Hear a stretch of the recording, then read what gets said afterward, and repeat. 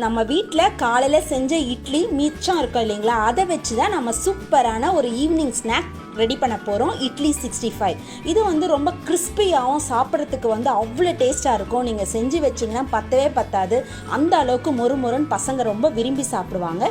இது எப்படி செய்கிறதுன்றதை இந்த வீடியோவை நீங்கள் ஸ்கிப் பண்ணாமல் ஃபுல்லாக பார்த்தீங்கன்னா புரியும். வாங்க இப்போ வீடியோக்குள்ளே போகலாம்.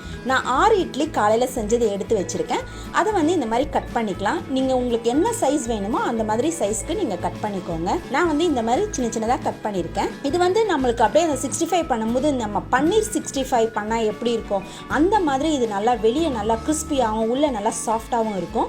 இப்போ எல்லா இட்லியும் நான் கட் பண்ணிட்டேன். இதை வந்து ஒரு மிக்சிங் பவுலுக்கு போட்டுக்கிறேன். போட்டுட்டு 1/4 ஸ்பூன் அளவு மஞ்சள் பொடி, 1 ஸ்பூன் அளவு மிளகாய்த்தூள், நான் காஷ்மீரி மிளகாய்த்தூள் போட்டிருக்கேன், 1/2 ஸ்பூன் அளவு கரம் மசாலா, 1/2 ஸ்பூன் அளவு இஞ்சி பூண்டு பேஸ்ட்டு, கொஞ்சமாக உப்பு, 3 ஸ்பூன் அளவு கார்ன்ஃப்ளோர்.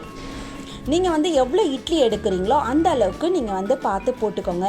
நான் ஏன் காஷ்மீரி சில்லி பவுடர் போட்டிருக்கேன்னா இது வந்து நல்ல ஒரு அழகான கலர் கொடுக்கும், நல்லா ரெட் கலராக, அதனால தான் சேர்த்துருக்கேன். இப்போ எல்லாத்தையும் இந்த மாதிரி கலந்து விட்டுருங்க. ஃபஸ்ட்டு தண்ணி ஊற்றாமல் எல்லாத்தையும் இந்த மாதிரி கலந்து விட்டுருங்க. கலந்து விட்டு கொஞ்சம் கொஞ்சமாக தண்ணி தெளித்து நம்ம இதை பிசைஞ்சு எடுத்துக்கணும். நீங்கள் வந்து அப்போ செஞ்ச இட்லியை உடனே இந்த மாதிரி செஞ்சிங்கன்னா கண்டிப்பாக வராது, ஏன்னா இட்லி சாஃப்டாக இருக்கும்.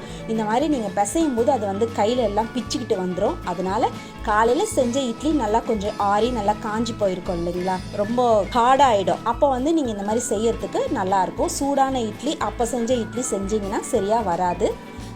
இப்போ காலையில் செஞ்ச இட்லி இந்த மாதிரி நம்ம அழகாக செஞ்சு எடுத்துக்கலாம்.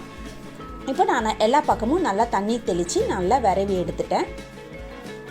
பாருங்கள், இந்த மாதிரி எல்லா இட்லிலையும் மசாலா அந்த கார்ன்ஃப்ளோர்லாம் நல்லா கோட் ஆயிடுச்சு. பாருங்கள் எவ்வளோ அழகாக கோட்டாயிருக்கு பார்த்தீங்களா. இப்போ வந்து எண்ணெயை நல்லா காய வச்சுட்டு எண்ணெய் காஞ்சதும் நீங்கள் ஒன்று ஒன்றா எடுத்து போடுங்க. அப்படியே மொத்தமாக எடுத்து போடாதீங்க. இந்த மாதிரி ஒன்று ஒன்றா அழகாக எடுத்து போட்டு நல்லா பொன்னிறமாக ஆகிறது வரைக்கும் பொரித்து எடுத்துக்கலாம். இது வந்து அவ்வளோ மொறுமொறுன்னு இருக்கும். நீங்கள் எவ்வளோ செஞ்சாலும் தட்டு சீக்கிரமாக காலி ஆகிடும், அந்த அளவுக்கு டேஸ்ட்டாக இருக்கும். நீங்கள் வந்து இனிமேல் இட்லி செய்யும்போது நம்ம 65 செய்யலான்றதுக்காகவே ஒரு ஈடு இட்லி எக்ஸ்ட்ராவாக ஊற்றி வைப்பீங்க. அந்த அளவுக்கு உங்கள் எல்லாருக்குமே ரொம்பவே பிடிக்கும். அவ்வளோ அளவுக்கு இது ரொம்ப சூப்பராக இருக்கும். இட்லி பிடிக்காதவங்களுக்கு கூட நீங்கள் இந்த மாதிரி 65 செஞ்சு கொடுத்தீங்கன்னா ரொம்ப விரும்பி சாப்பிடுவாங்க. நம்ம எப்போவுமே இட்லியில் வந்து இட்லி உப்புமா, சில்லி இட்லி அந்த மாதிரி தான் நம்ம செஞ்சுருக்கோம். இந்த மாதிரி 65 செஞ்சு கொடுத்தீங்கன்னா அவ்வளோ டேஸ்ட்டாக இருக்கும். இது மேரினேட் பண்ணுறதுக்கு கருவேப்பிலையே இந்த மாதிரி பொரிச்சு போட்டுக்கோங்க. அவ்வளோதாங்க, நம்மளுடைய இட்லி 65 சூப்பராக ரெடி ஆகிடுச்சு. நீங்களும் உங்கள் வீட்டில் செஞ்சு பாருங்கள். உங்களுடைய ஃபீட்பேக்கை என்னுடைய கமெண்ட் பாக்ஸில் போடுங்க. இந்த வீடியோ உங்களுக்கு ரொம்ப பிடிச்சிருந்துன்னா உங்கள் ஃப்ரெண்ட்ஸ் அண்ட் ரிலேட்டிவ்ஸ்க்கு ஷேர் பண்ணுங்கள், லைக் பண்ணுங்கள், கமெண்ட் பண்ணுங்கள். நம்ம சேனலை சப்ஸ்கிரைப் பண்ணாதவங்க சப்ஸ்கிரைப் பண்ணிக்கோங்க. பக்கத்தில் இருக்க பெல் பட்டனை மறக்காமல் கிளிக் பண்ணிக்கோங்க. மீண்டும் உங்களை அடுத்த ரெசிபியில் சந்திக்கிறேன். Until then, bye.